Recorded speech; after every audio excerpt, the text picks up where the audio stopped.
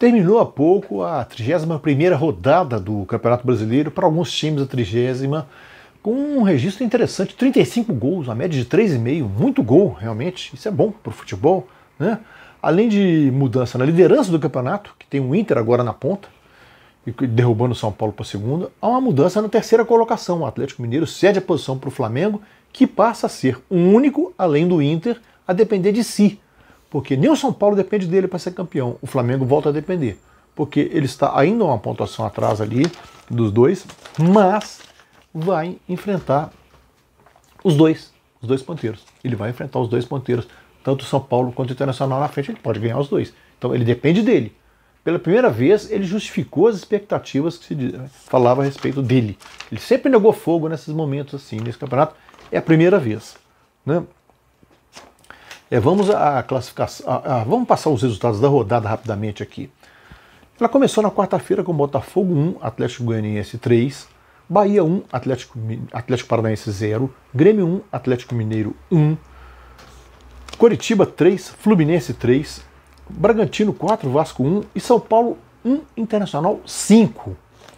Nesta quinta-feira, finalizou com Flamengo 2, Palmeiras 0, Fortaleza 2, Santos 0, Goiás 0, Ceará 4, Corinthians 3, Sport 0. No jogo de Brasília, no Mané Garrincha, porque o Maracanã está entregue já a organização da final da Libertadores, entre Santos e Palmeiras, dia 30, o Flamengo foi superior. Ele correu o primeiro risco, a primeira grande chance foi do Palmeiras. Aos 3 minutos, uma jogada esticada para o Vina na esquerda, ele cruzou, o Willian chegou uma fração atrasado na finalização, não conseguiu se equilibrar no conforme para poder finalizar e marcar o gol, né?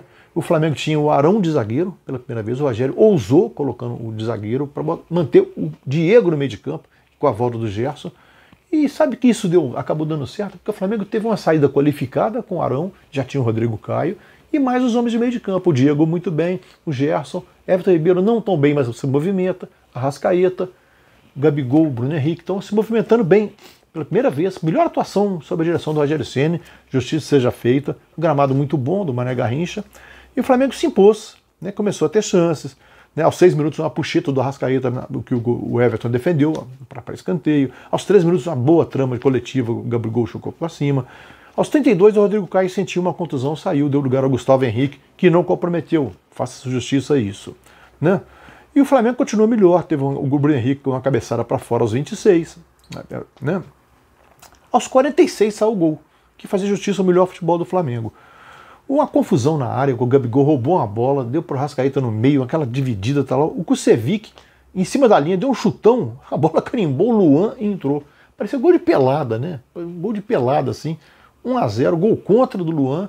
O Flamengo se tranquilizou, voltou para o segundo tempo. O Palmeiras jogou seu melhor momento na partida, os 15 primeiros 20 minutos do segundo tempo, se impôs ao Flamengo ali, com trocas de posições, com inversões, mas não conseguiu finalizar direito. Teve uma cabeçada do Gustavo Henrique aos 26, muito perigoso. Ele subiu sozinho, escorando um cruzamento, né, de cobrança de falta, estourou sozinho na marca do pênalti. A bola tirou casca da trave.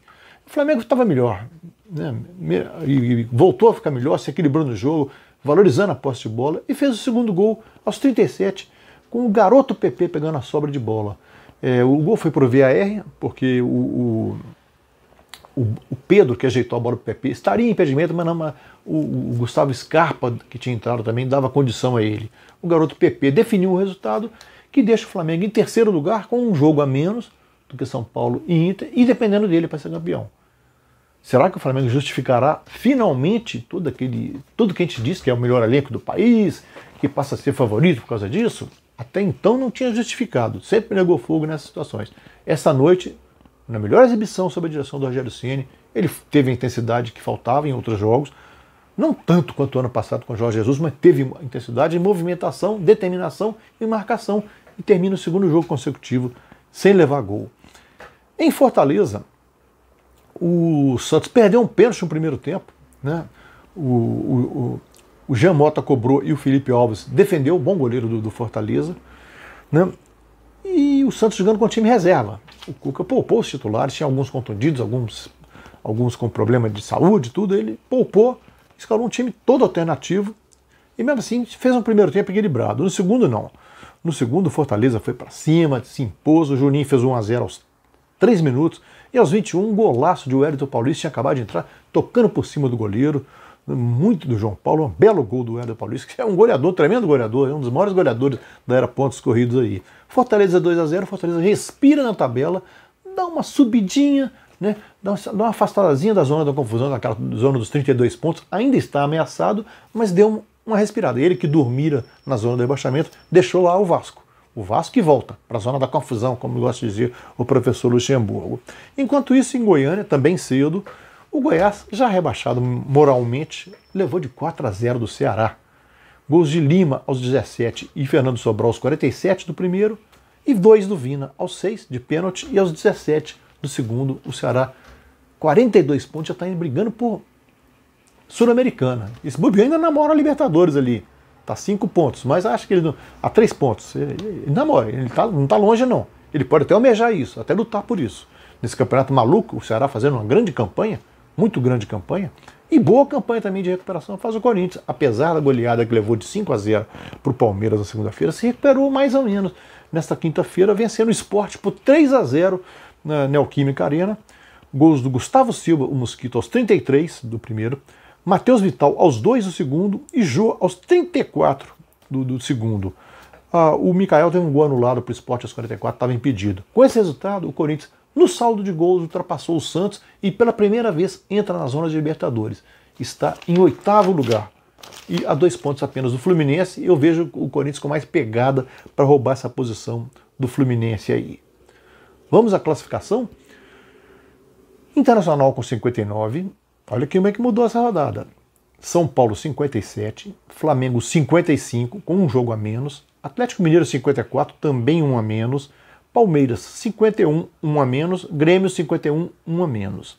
Fluminense 47, Corinthians 45, Santos 45, o Santos tem um jogo a menos.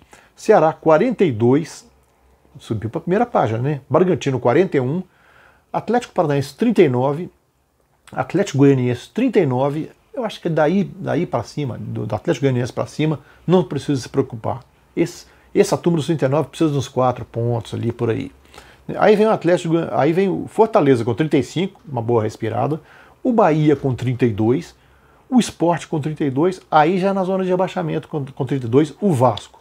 E os já rebaixados moralmente, Coritiba 26, Goiás 26, Botafogo 23.